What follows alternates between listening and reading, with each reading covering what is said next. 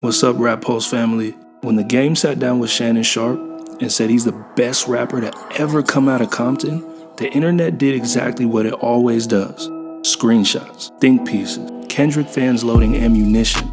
But before we dismiss it as ego or call it straight cap, let's slow down, because the real question isn't did the game say it? It's is he wildin' or is he telling an uncomfortable truth? Let's break it down.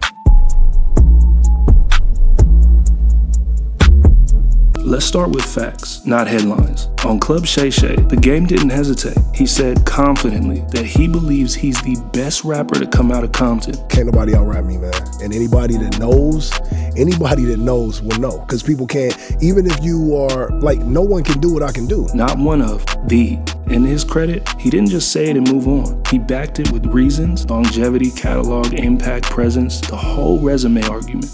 Now, saying that in 2025, knowing Kendrick Lamar exists, that's either fearless or reckless, depending on who you ask. The reason this went viral isn't because the game talks a lot, we know that. It's because Compton isn't just a city in hip-hop, it's sacred ground. You're talking about NWA, Ice Cube, Eazy-E, Dr. Dre, Kendrick Lamar. So when someone claims the top spot, it's not just music, it's legacy, culture, and pride. Here's where people get selective with memory. The game's debut, the documentary, wasn't just successful, it was dominant. Classic status conversations still happen around that album. He followed it up with Doctor's Advocate, proving he wasn't just riding 50 Cent's wave. He dropped decades of music. He stayed visible, he stayed controversial, and he never left the West Coast conversation. From features, beefs, radio presence, street credibility, the game has arguably lived more versions of hip-hop than most artists from his era. So when he says, I've been here, I've done this, I've outlasted people, he's not lying. But then there's Kendrick Lamar,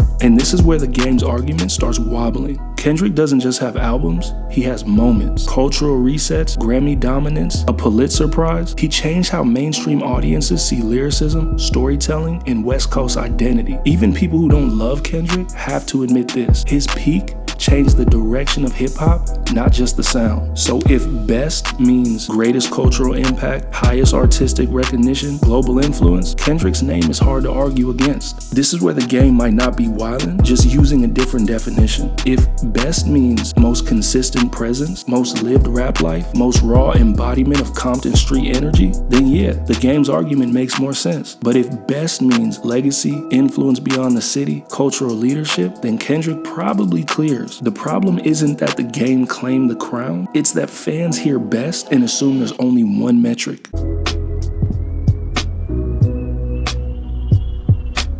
Here's the part people forget. Hip-hop is built on rappers saying they're the greatest. If the game didn't believe that, that would be weird. Confidence isn't crime. It's the timing and the comparison that makes it uncomfortable. And let's be honest, if Kendrick said he was the best from Compton, nobody would blink.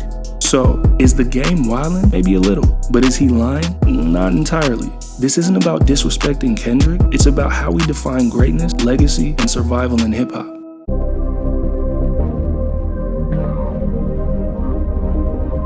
Drop your take in the comments. Who's the best rapper from Compton and why? No bias, no trolling. Let's actually talk. Subscribe to the Rap Pulse because context always matters. Make sure to like, comment, subscribe, and I'll see y'all next time. Stay blessed. Peace.